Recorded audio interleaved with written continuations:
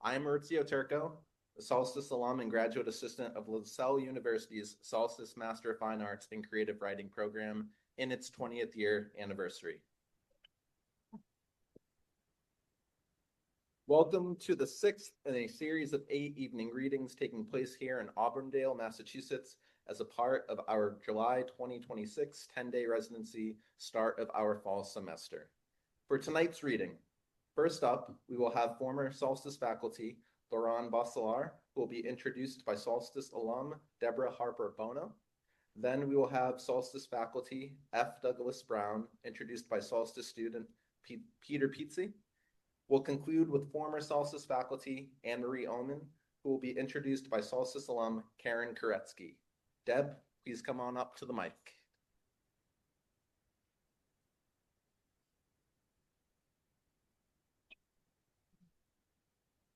Testing. Okay.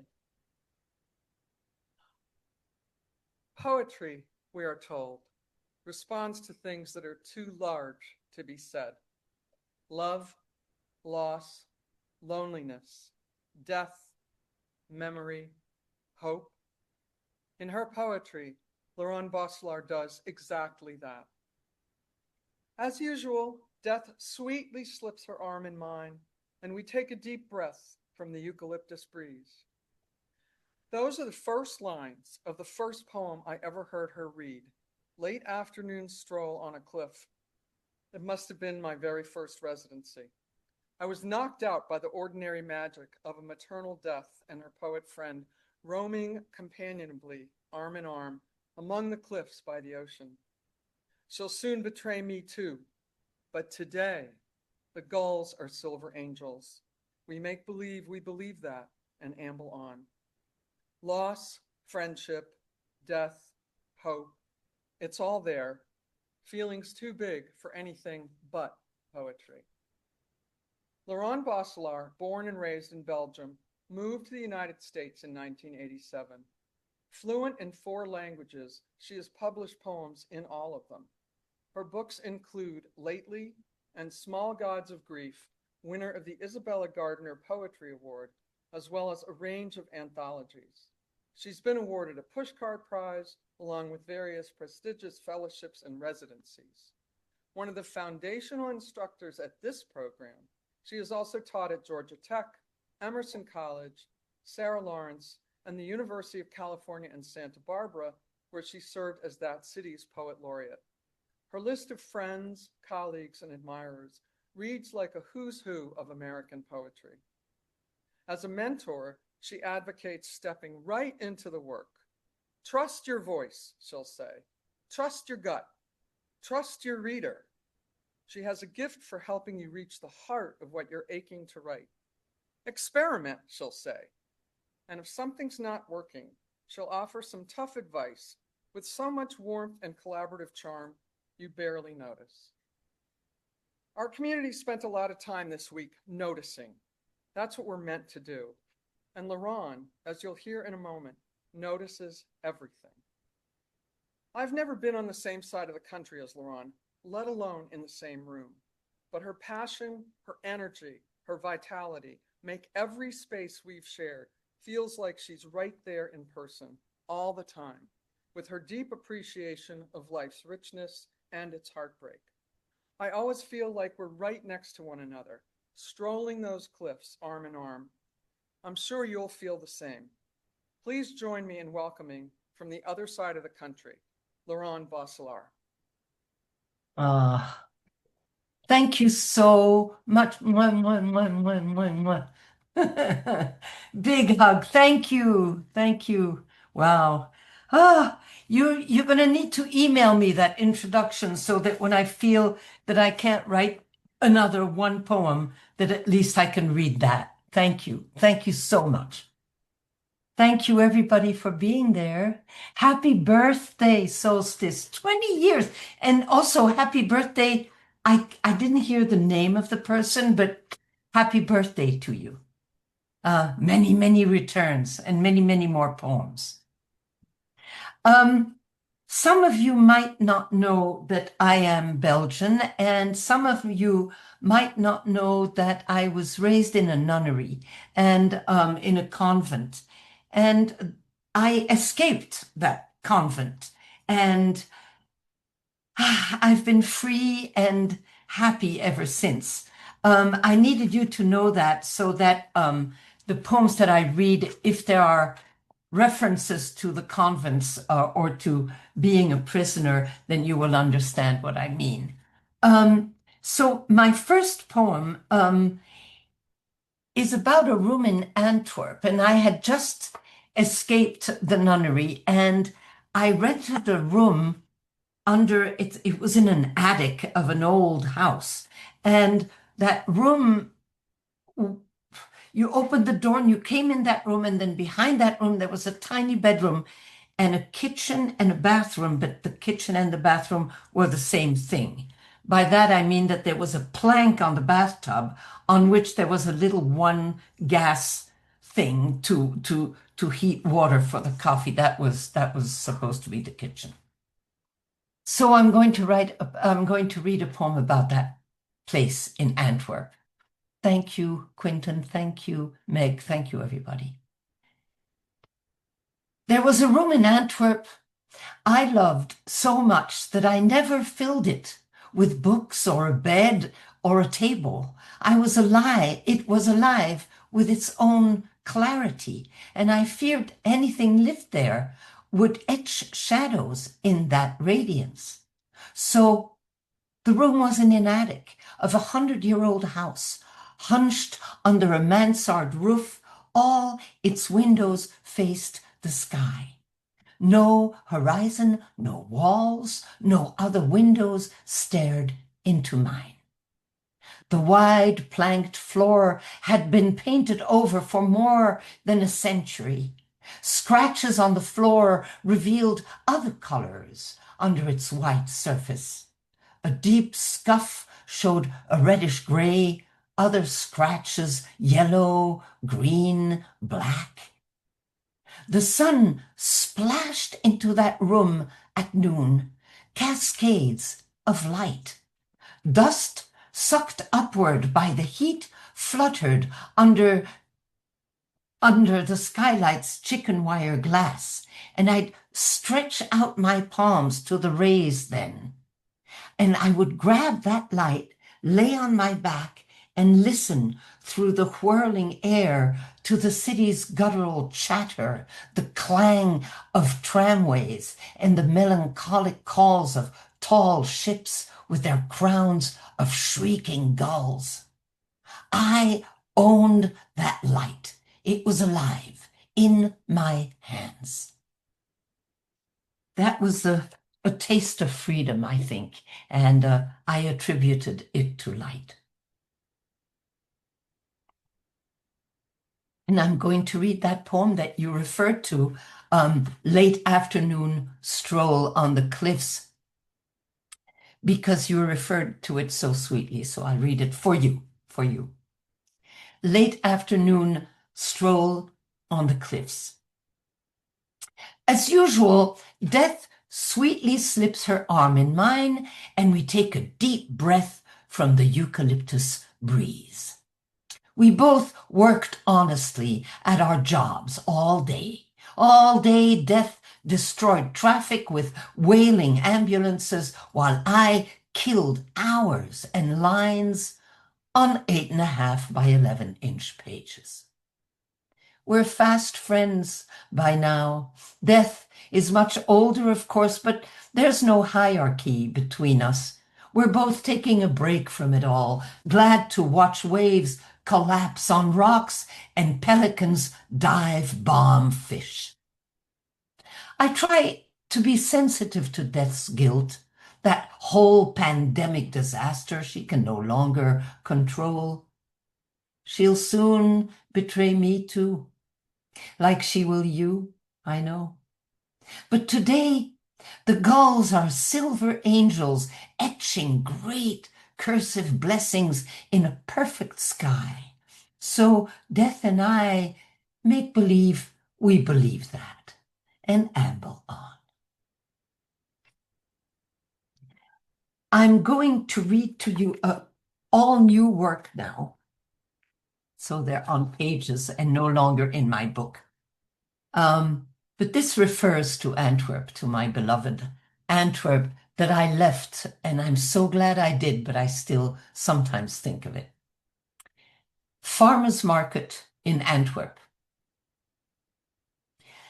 A cool noon sun haloed her hair, white as the tall tulips that she placed in her one old galvanized pail. I remember this so clearly, as if it happened today. How she arranged her skirt, rubbed her hands together, how it sounded like sandpaper on leather. She placed a few honey jars next to a basket full of parsley, took a few steps back, checked it carefully, then sat on a crate by her table.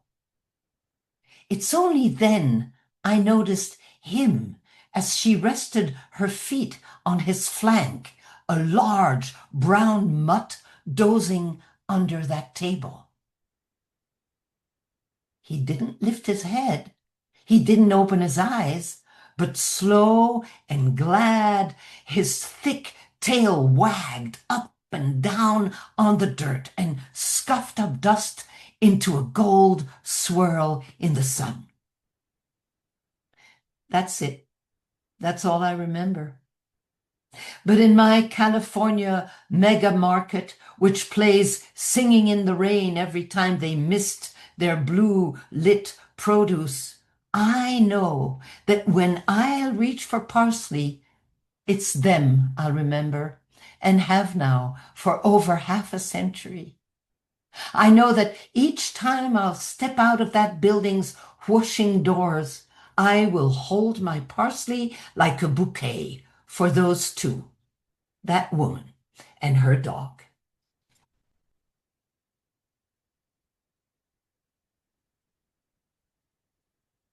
This will talk to you again from a woman in America, but remembering something that happened in Antwerp. At the patio cafe. At the patio cafe, a leaf almost falls in my book, but sways, then lands on my hand, settling there. A sycamore leaf. I stay very still, but a draft lifts it up again and drops it in the dust at my feet. I'd forgotten about that botany professor I loved for one summer. He was older than me and so smitten with Trotsky that he wore round glasses like him, but the frames only, no lenses.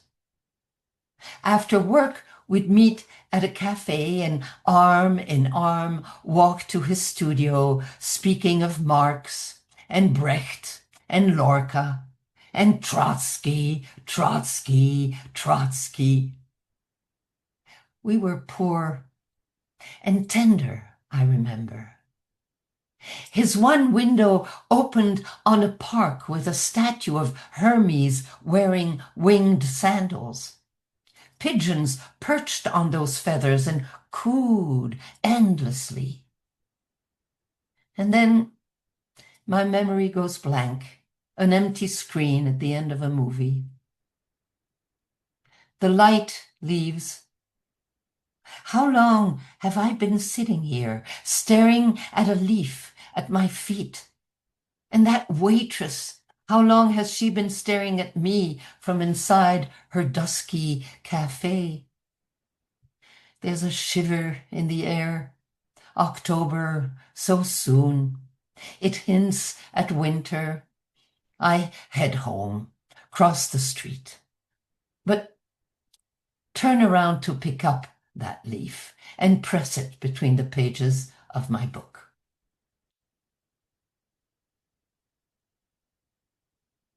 So let's keep with the nostalgic tone. Nostalgia. Nostalgia comes to you like weather nearing, doesn't it? It drifts into the room, barely noticed, but you feel as if something clouds the day, spreads gray, seeps deep in you, an ennui, that ache, just before a sigh escapes. It can be tender too, nostalgia, when you recall that tiny ding of your first bicycle bell, or the juicy crunch into August corn, stolen sweetness from a field, or when your throat cramps at remembering a friend long gone, that laughter of his. Nostalgias that we share with friends as we nod yes, yes to our glad sadnesses, as we miss a taste, a kiss, that one song that we'll never forget. Those moments float in and out of our days, such shy ghosts. And we sweep the floor or wait in line somewhere, vaguely smiling.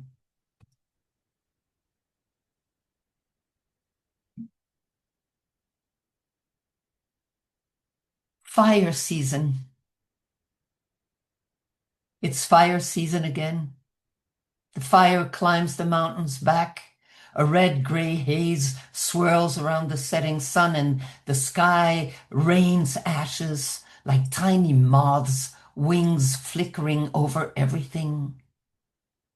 I shouldn't look up at the sky like this, as if I could hold back that blaze, as if willing the animals to outrun the flames could make it so. Bears, mountain lions, scorched, rabbits, foxes, horses burned alive in their barns.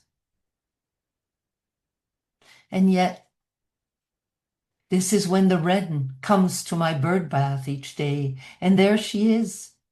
We've grown accustomed to each other, me by the tree, she a flurry, a shimmer in and out of the water, that glad flutter of a thing. Soon dusk will take on her soaked shades, and they'll both fade into evening, a sudden darkening. Better take time to go back in, watch the lizard scurr away, and the orb weaver macrame her web. Or better, do something and focus on it. Dust the sills, draw the curtains, play music, answer text messages. Those fires, they ask, are you okay? Yes, yes, I'm fine, I'll say, astonished again at how easily I can be that way.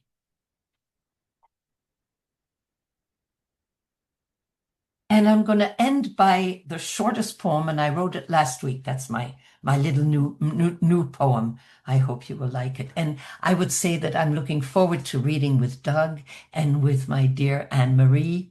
And I thank you all for listening.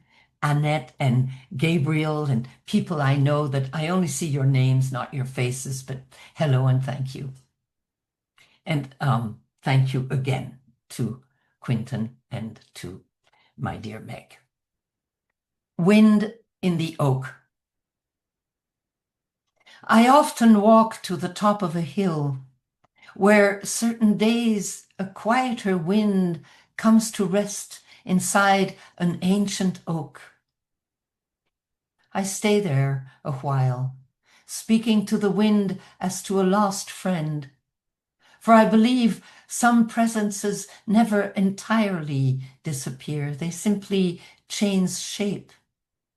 I stretch a hand out to the air, listening to what no longer has a voice but breathes still and sets leaves lilting as the wind whispers back to me from the hollow of that tree. Thank you, everyone. Thank you very much. Tonight, I have the pleasure of introducing someone who proves that a great teacher doesn't just make you a better writer, they make you believe you're capable of becoming one. F. Douglas Brown, Doug, as everyone knows him, is a poet, essayist, editor, teacher, and DJ. Which, the more I think about it, aren't really separate jobs. A good DJ reads the room. They know when to build momentum, when to slow things down, when to surprise you with a track you didn't know you needed. They mix voices, genres, and moods. Doug teaches the same way. 1 minute he's talking about line breaks, the next he's pulling in Lucille Clifton, Prince, a craft essay. Then someone says, "Can we hear that Wanda Coleman poem again?" And somehow it all fits. He's constantly remixing ideas, making the unexpected connections, and every detour lands exactly where it should. Last summer, I took Doug's class, Okay Poets, Let's Get Into Formation. It was a masterclass in poetic craft. It was also a masterclass in Beyonce. I came for lineation. I left with a reading list, a playlist, and a much greater appreciation for Renaissance. That's Doug. He reminds you that poems don't live in isolation.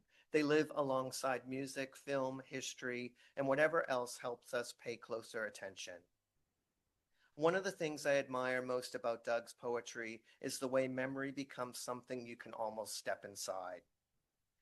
He doesn't simply tell us what happened. He gives us the season, the soundtrack, the movement. In his poem Portraits, he writes, "It must be November, must be my sister's sweet bell-bottom birthday. Sometime in the 70s, in a profile of cool, in the soul music framing this photo. My mother makes me dance." In just a few lines, we're not looking at an old photograph anymore. We're standing there. That's Doug's gift. His poems remind us that memory isn't static. It has rhythm, choreography, a soundtrack, and somehow, with just a handful of carefully chosen details, he makes the past feel vividly present. I had the privilege of working with Doug as my mentor during the second semester at Solstice. His critiques were less like comments and more like a roadmap. Every suggestion had a purpose. Every question invited me deeper into the poem. Doug has the ability to challenge you without making you feel discouraged. Every conversation, even the difficult ones, ended with greater trust. Doug didn't simply help me revise my poems. He helped me understand what each poem wanted to become.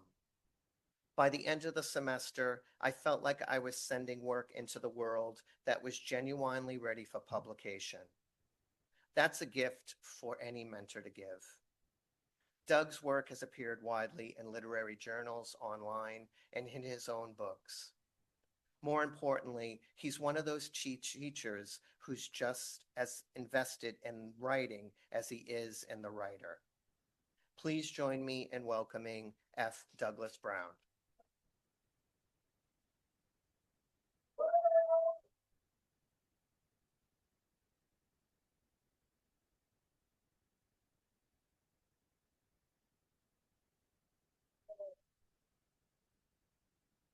Jeez, I love it, Peter. I love it, Peter. Thank you so much.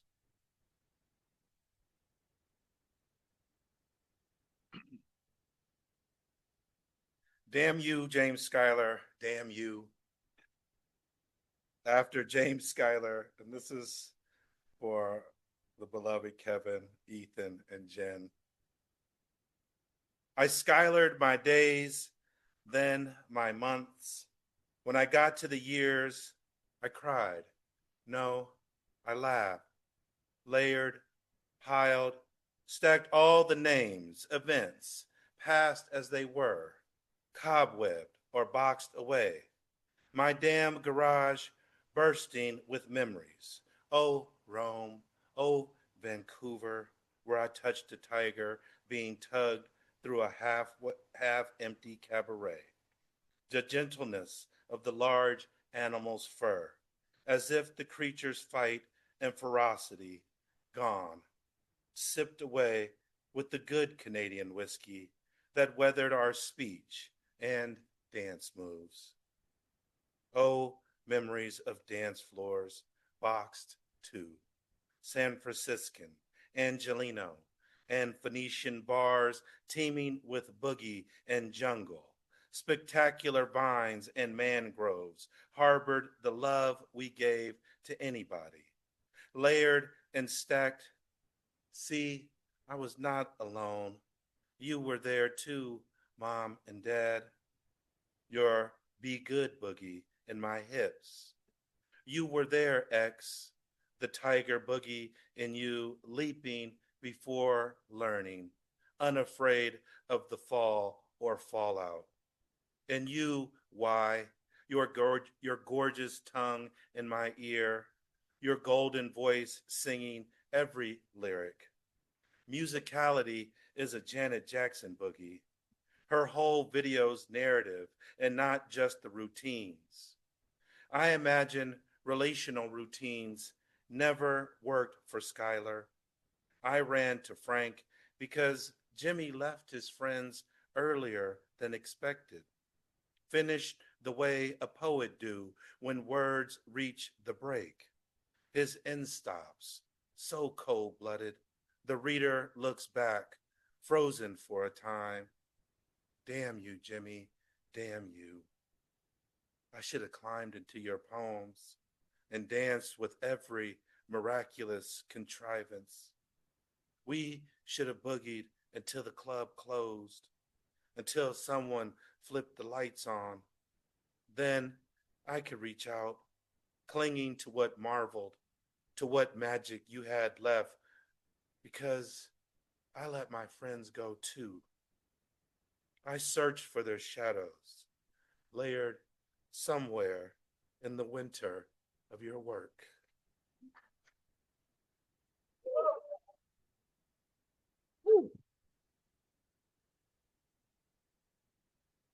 That's Kevin's fault right there. And Ethan for throwing it down. That's my roommate. Ethan, inspired by the prompt in his, he had to write something new. So, I had to do it. And thank you, Jen, for helping me finish that in your class. Oh my God. Give up some love to the set of Avengers that Quentin and Meg have put together. My colleagues are so wonderful. And so much awe of all of them all the time. And now we have Amy. Love you, Amy. And thank you, Quentin. Thank you, Meg. It's just every year I come back, we're awesome. And the love fest that the students kind of create for us too. I really appreciate you, Peter, for all that you said and all the words. Did you know that one of my colleagues, so fantastic, she created her own form, Dr. Tara Betts, who no one calls her that, in love with the music of Mary J. Blige and the song 411. Tara created this and shared it with me. And so she knew I was writing about music and she had to do this and had to send it to me. So I had to oblige. This is called Nani's 411 praise song. Just a little background. Nani is what my kids called my mother. This is Nani's 411 praise song, a mixtape for granddaughters after Tara Betts. Nani's 411 praise song in the key of Lauryn Hill and Joe Bataan. Let me break it down for you again. Girlfriend, you're young, gifted, and brown. This great truth not from a singer who shares your name. Yes, her black, ubiquitously gorgeous. And the brown, resung verses for you and sister to be all right within. Head to the sky still blares. Watch out, look out. Nani's 411 praise song in the key of Maxwell and the Temptations.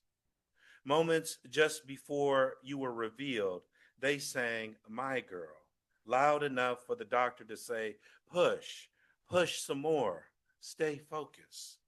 And then, like your brother and sister before, the highest on high. Nani's 411 praise song in the key of D'Angelo. Sit with me. I want to tell you about the work of Zora Neale Hurston, her books and films of brown sugar hoodoo babies dancing barefoot, dressed in white. MJ, who? James Brown, who? Little Richard from Macon, who? Look, Zora's dusty children, their handstands and splits, blessed, their nerve gracefully preserved. Nani's 411 love song in the key of Faith Evans. I never knew there was a love like mom's love until I had my own children. Their first touch, our eye-to-eye exchanges. Never knew our first naps, hot and vibrant as Miami, would hug and tickle too. Bring me back to mom. At close range, mom knew what grew. 411 praise song in the key of Minnie Riperton. Once I saw a preacher tremble a whole forest of trees in early summertime. He sang God back to me, directly injecting a tune into my heart. We were in the South among magnolia, box elder, sassafras, pine. Each shook my children's names, leaves and baritone.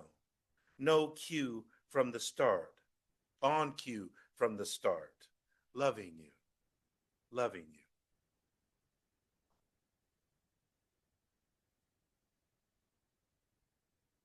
Thank you, Tara, for that. The way Tara she has these constraints. I feel like I need to read this. So it has to be inspired by Mary J's 411. Giving information to something and the advice that she offers. It should have the first stanza is going to have 4 lines. Each of those 4 lines, same number of syllables. The first stanza is written in alternative rhymes. Or not. The last stanza consists of 2 lines, and each of those lines, 2 words or less. The last stanza also rhyming couplet. Tara Betts, y'all. Hope is a place after Joanna Klink's poem, The Graves. What happened to us happened to most siblings after parents die. Ours turned to unspoken years. Holidays hurt. And the tiny box called memory best ferments. Momentary bursts of mom. Flavor never had a chance.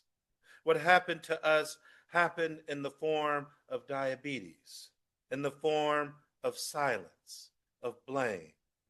Inherited Lugau stewed us. What happened was a recipe to be repeated. We openly spooned the disease over rice until it became family and took us one by one. Our food habits fooled us. What happened?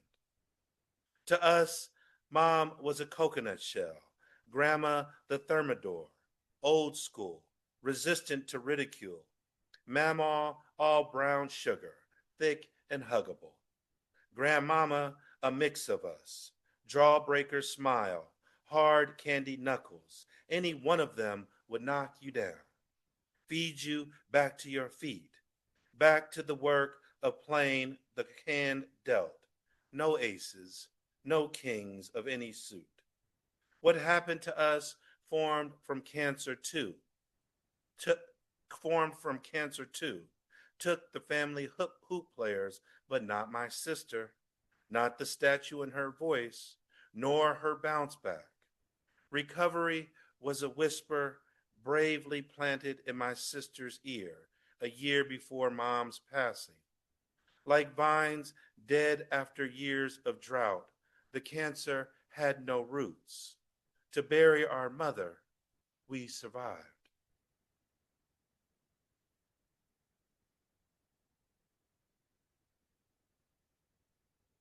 Thank you all. I think this is my last poem. And this is a poem, it's got some little turbulent language because it's after Bell Hooks. If you know Bell Hooks, she said, I grew up in a house where curse words were used as an art form. And I too, I had my grandmother and my dad had a sailor voice. This is called Hot Air Love. Thank you all tonight and really appreciate being here. Hot Air Love. My mom loved her annotated Bible. She drew spiritual notes, part prayer, part plea, mapped as righteous lyric, God verse instructions, carried like a stare down over her holy text. She held her own tongue in check and never cursed, never let her words hit the air hot or uneasy, or even as joyful as her kin. My grandmama tucked goddams in her purse.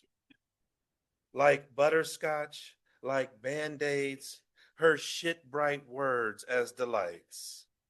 I loved her damnation, loved her untamed spew, because sometimes heat has flavor wrapped as honor. When my father rattled out a fuck, it replaced all words. His fucks ruled, bent flagrant fits until they danced and spun, then spit vapor. Since his teen years in Madison County, a husk dangled in my dad's teeth. Fuck, I love you. God damn it, son, I love you. Thank you.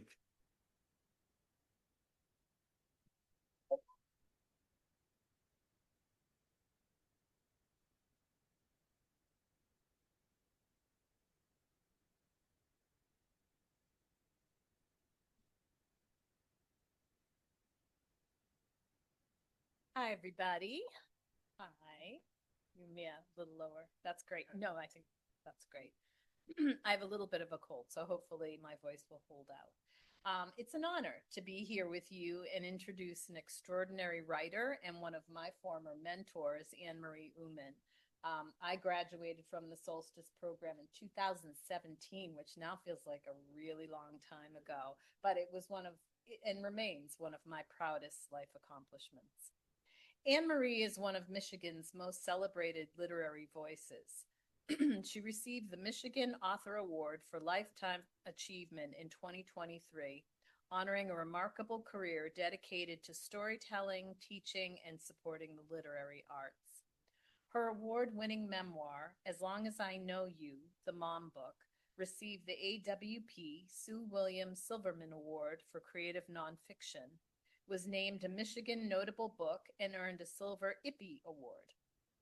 Her newest collection, The Long Fields, brings together a lifetime of essays and short works that beautifully capture the landscapes, communities, and relationships that shape us.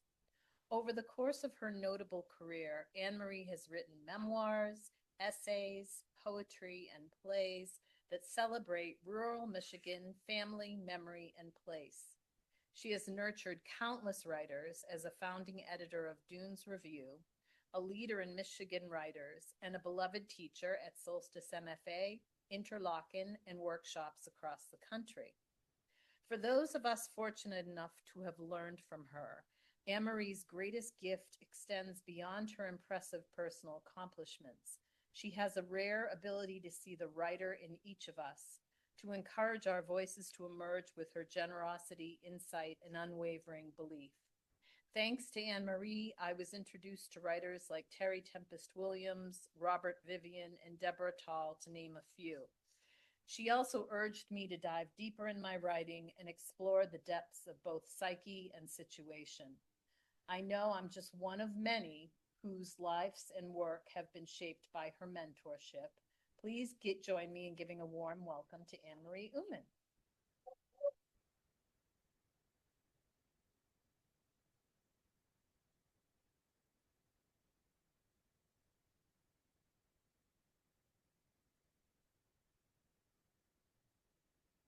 All right. Wow. Does this work?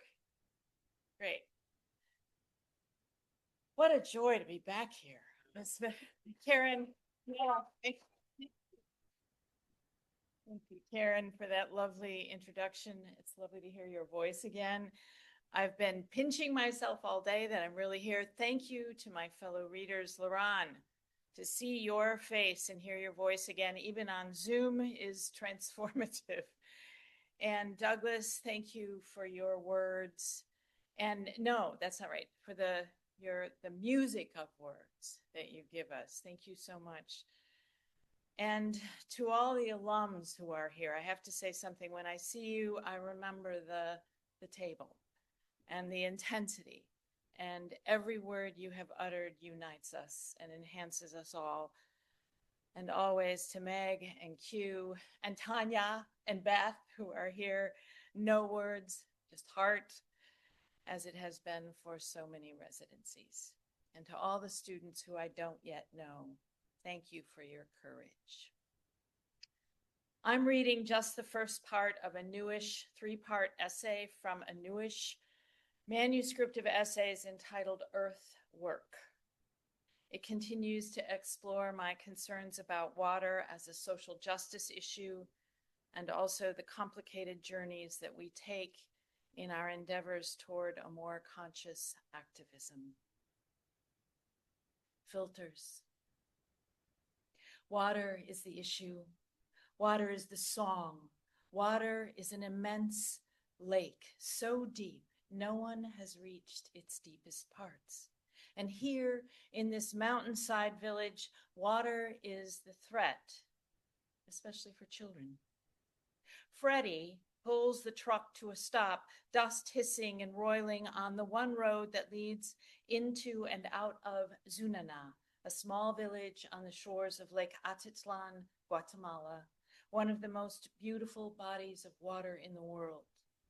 By the time Flor, Freddie's partner, and I climb from the row-by-row truck, bed brimming with raw vegetables, and step onto the stone-pocked road, the children are already gathering.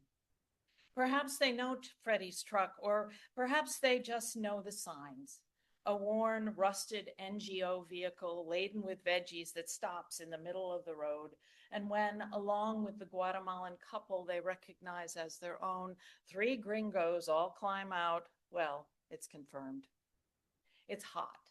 Flor and I squint toward the lake, wishing a breeze into being, but we can't even see the lake, because between us and the shoreline, a mere quarter-mile away, is a complex settlement of tin shacks, crude huts, low cinder block houses, a pieced-together puzzle that sprawls over muddy lowland. No streets, just narrow alleys and walkways, interconnected mazes of family and community, so complex we cannot comprehend.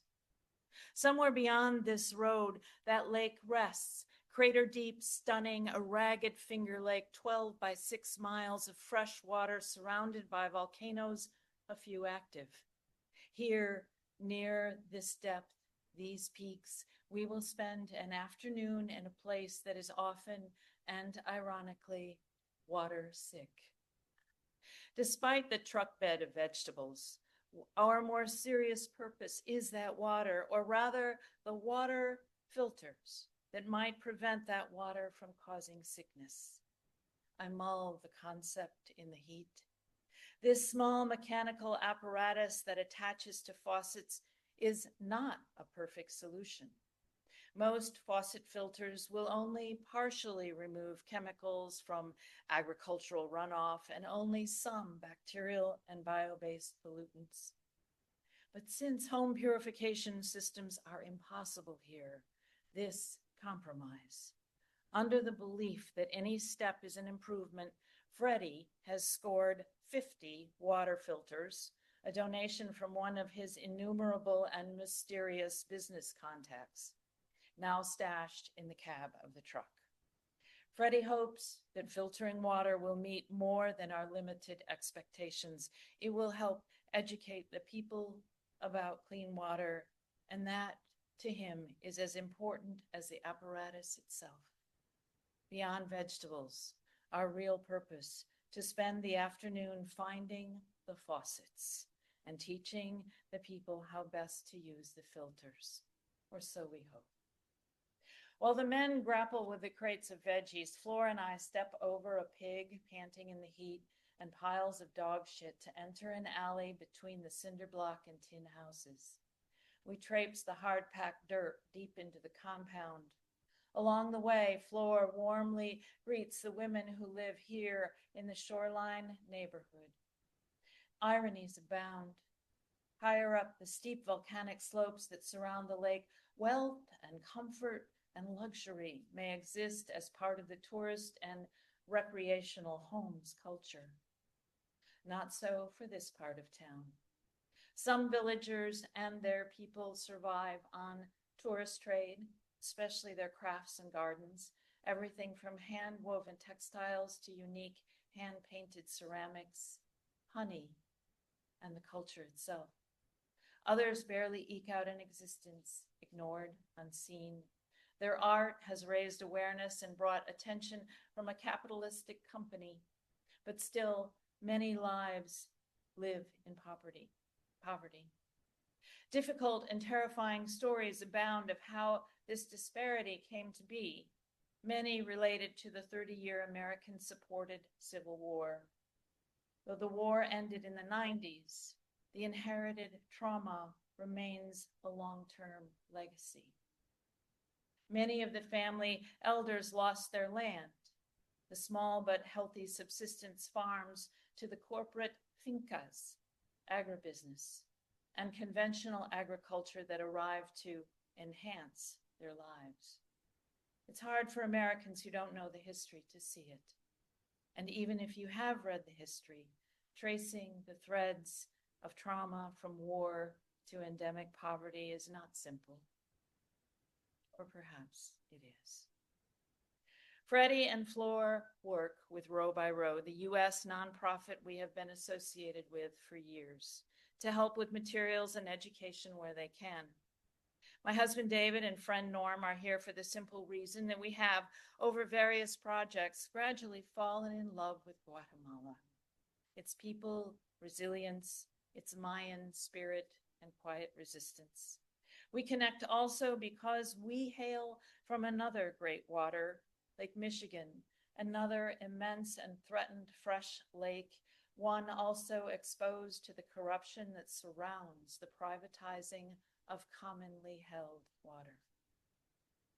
Freddie, who leads the day, has become friend and trusts that we will not be gawking tourists, that we will not play white messiah, that we will get our hands dirty with in whatever way we must in order to help to work.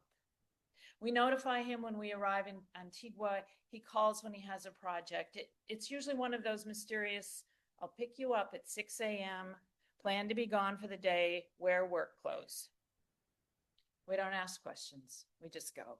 It's that simple.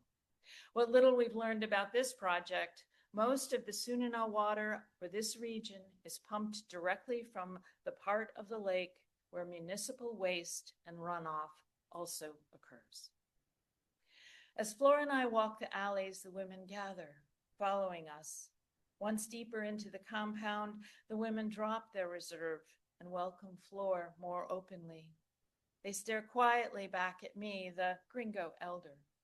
They are curious, but full of caution. They are right to be so. They've seen plenty of betrayal. Flora asks them if she may show them how to use the water filters Freddie and she have brought. The women nod, but first lead us down another alley so narrow that my wider shoulders brush the cinder block, or in some cases, a wall of handmade brick, perhaps going back centuries. This place is ancient, and the people feel the spirits of water and their ancestors in the walls and the stones. We break into an open-air communal cooking area oriented toward a fire pit topped with a steel rack. They introduce a man, the authority here, or he may be the one person who speaks Spanish. Most villagers speak one or two of the 29 indigenous languages. Flor speaks with him, Spanish mixed with a dialect spoken way too quickly for me to follow, but I read body language well enough. Yes, he is the authority. Flor explains to him and the women that she and Freddie have brought filters for the faucets. The filters will help provide cleaner water for drinking and maybe reduce the likelihood of intestinal parasites and bacterial infections. Clean water might help the children. Besides, it will taste better. She turns from the women to look at him earnestly. The man asks how much they cost. She says they are free. He agrees. She asks where the washing up area is, and we learn that in this compound there are 6 extended families and at least 4 washing up areas. I carry 4 filters in my small pack, just enough. He leads us, and we pass through another maze of rooms defined in ways I don't understand. Who lives here? Who sleeps where? Several new children have added themselves to our procession. They are shy and cover their faces when I smile at them, but their dark eyes are alert with curiosity. We arrive at a double utility sink, one side filled with water that looks only relatively clear. Are they stockpiling? Nearby, a mama holds a child with watery eyes, translucent tears running down her nose. However, the dominant figure in this room is the abuelita, an older woman with deep wrinkles and few teeth, but one that is gold, a sign of respect. She, of the magnificently embroidered apron, must be the person who protects them all with her fierce and alert distrust. She stands to the side, pretending to scrub a makeshift counter with a dirty rag, but she watches, attentive, wary. She frowns at my phone. I put it away. These women do not like to have their pictures taken, but they have learned that when we ask permission to take their photographs, they may ask for money. It's a simple calculation. If I am to take a piece of their soul and exploit it on social media, even for the sake of raising money, I must pay for it. I apologize to the women for walking through their space. They nod, but their reserve masks their thoughts, a form of integrity. With ferocious swipes, the abuelita scolds the counter for its very existence, pretending to ignore us, seeing everything. Flor is a fine teacher. She shows them the container which holds the filter, a small white tube with about 2 inches in diameter and perhaps 5 inches long, and twists it open. She demonstrates that this filter will provide agua pura if used properly. The man speaks sometimes, his intonation as a question, but she is looking at the women. They will be the ones. If they can understand, the language gap will not matter. She points to the faucet dripping into the molded plastic tub. She will attach and demonstrate. We lean in. We can't help it, wanting to see this first moment of flowing good water, clean water, the song of clear water splashing into the tub, the essence of our beings. We hold our breath in the heat. She twists the tube into the faucet.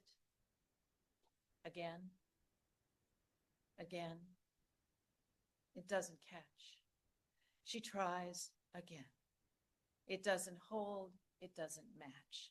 The threads of the spigot and filter are of different gauges. The filter is not made for this kind of faucet. Like so many things in this country, a silence holds us in humid abeyance. How many times does this sort of thing happen? Here is a hollow quiet where the water should have run. The children tug on their mother's aprons. The question, what happened? ¿Qué sucedió? They know the water was supposed to be different. There would be coolness to break the monotony of the sun. I try to imagine what they might have anticipated, the water, the sound of water alive falling into the tub, the way they might laugh or dance or lift their faces. But my imagination is limited by an uncertainty deeper than the lake. What will we do with 50 water filters if they do not fit? And was it arrogance to assume out of hand that these filters would match the patched together but still workable utilities these people had already invented? What kind of help have we really offered? And what the hell do we do now? The children's disappointment rings in the heat. The little girl's eyes water. The abuelita wipes away the false hope. Her gold tooth glints. Water is the issue. Water is the song. Water is an immense freshwater lake so deep no one has reached its deepest parts. And here, water is the mystery of surviving the filters that do not fit.